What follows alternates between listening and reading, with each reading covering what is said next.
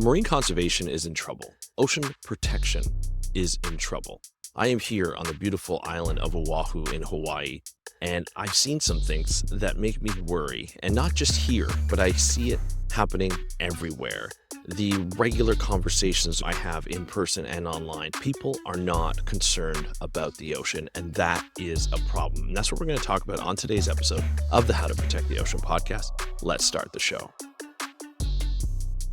Hey everybody, welcome back to another exciting episode of the How to Protect the Ocean podcast. I'm your host, Andrew Lewin, and this is the podcast where we find out what's happening with the ocean, how you can speak up for the ocean, and what you can do to live for a better ocean by taking action.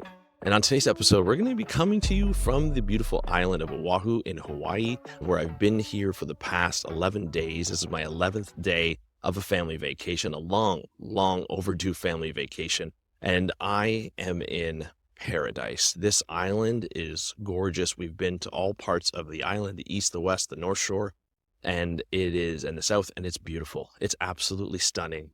We've seen Hawaiian monk seals on the beach. We've seen Hawaiian monk seals resting in areas that have been just phenomenal lookouts.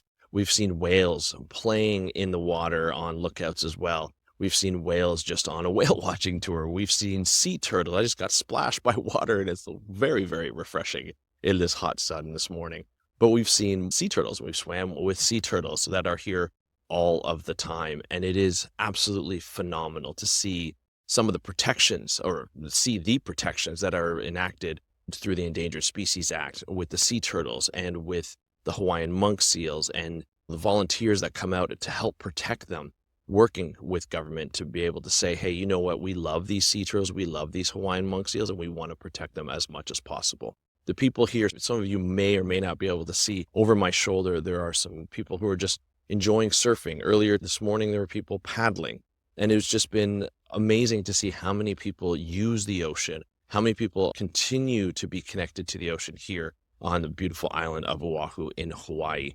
And this is something that is a dream of mine, to be here. This is my second time here, and it's something that I just enjoy seeing, the ocean each and every day. It's definitely inspired me even more to bring you messaging about the ocean. That's what I want to talk about today, because I feel as though marine protection, marine conservation is in trouble.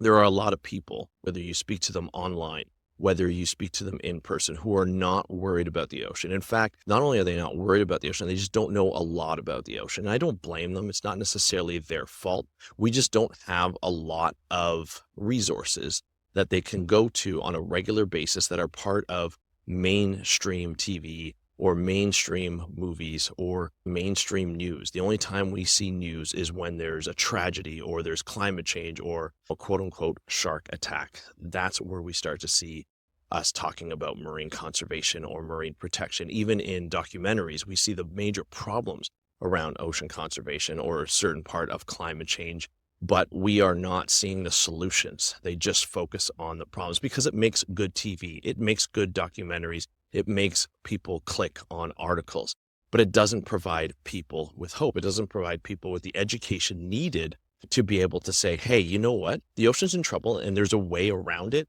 We can actually protect this place, but we need your help. We need your not only day-to-day life, but understanding of how the political system works, understanding of who will vote for what, how people can change, whether it be in government levels, whether it be federal, state, or provincial, or local levels, or whether it be you as a person or as a community to be able to bring ocean conservation to the forefront of what we need to do.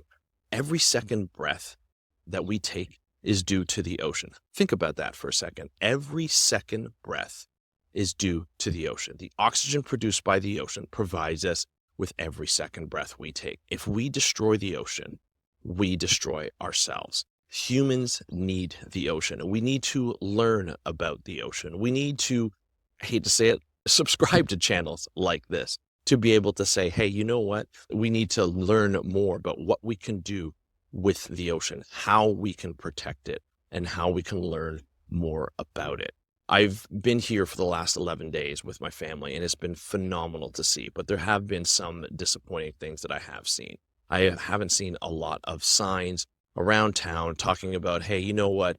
discard of your garbage, discard of your plastics, or don't use single plastics. This is not to say Oahu is against using single plastics or for using single plastics. This is about saying general messaging around tourist spots where tourists need to be educated in how we act in and around the ocean is extremely important. I come here to try and not only visit and enjoy and connect with the ocean, but I want to take care of the ocean while I'm here and make sure that anything that I do, whatever footprint that I leave, is minimal on the ocean. I love to be connected. I've gone snorkeling, I've gone whale watching, I've gone to the different beaches to see sea turtles and gone on long hikes to look out at these beautiful views. And I want to protect that. I want to see albatrosses, which I've seen, and they're absolutely amazing. I want to see just beautiful things that are around town. I want to see this. I want to see the culture. And there's a lot of that here. What there isn't a lot of is the emphasis on how important the ocean is to the Hawaiian culture, to the Polynesian culture. We see it in different places, but not enough. And I would love to see that even more in every country, including my own in Canada, see more of the integration of Indigenous populations and how their culture integrates with ocean protection and how Canadians can do more of that. And that's something that every platform, including mine, has to bring to light, is the fact that we need to talk about the ocean. We need to talk about how ocean protection will actually help us in the end, how actually decrease the amount of money we spend on natural disasters, how it actually decrease the amount of money we spend on changing the environment and making things more concrete instead of more natural. The amount of money that we lose because of the lack of ocean conservation, because of consequences of climate change, because of consequences of losing land to build concrete structures, to fortify that land and not understanding the actual processes that go around it, is extremely harmful and extremely expensive. And we always talk about the economy when it comes to voting a new government in, which my country is about to do. And we never really talk about the ocean. We never really talk about how important it is to protect it, how important it is to protect fisheries, how important it is to our safety in terms of climate change and natural disasters. This is something that's extremely important. It takes a lot to restore, but it doesn't take a lot to conserve. It's less money to conserve and protect. And I feel that this is a call to action to say, hey, you know what? We need to make sure that we protect this ocean. So that's the message today. That's the message I've been thinking about for the last 11 days as I arrived on this wonderful island of Oahu in the Hawaiian Islands, and seeing the culture and seeing the connection to the ocean of the people here who surf, who canoe, who paddle, who kayak, who dive, who snorkel, who just enjoy the ocean. And the tourists who come here every day and enjoy this place. And we want to see it protected as well as other beautiful ocean places, including in my country, Canada. And to be able to say, hey, you know what? We did a great job here. We've protected ourselves. We've been able to protect our every second breath, and we've been able to protect the ocean. So hit me up on a comment down below if you're watching this on YouTube or Spotify. If you want to help protect the ocean and you want to know more about the ocean, and if you want, you can DM me on Instagram if you're listening to this on a podcast, on your favorite podcast app. And of course, hit me up on Instagram if you're listening to this on the audio form. You can hit me up at How to Protect the Ocean. That's at How to Protect the Ocean. And of course, you can go to speakupforblue.com to get access to me, as well as all my other episodes, and learn more about the ocean on the podcast, How to Protect the Ocean. I want to thank you so much for joining me on today's episode of the How to Protect the Ocean podcast from the beautiful island of Oahu in the Hawaiian Islands.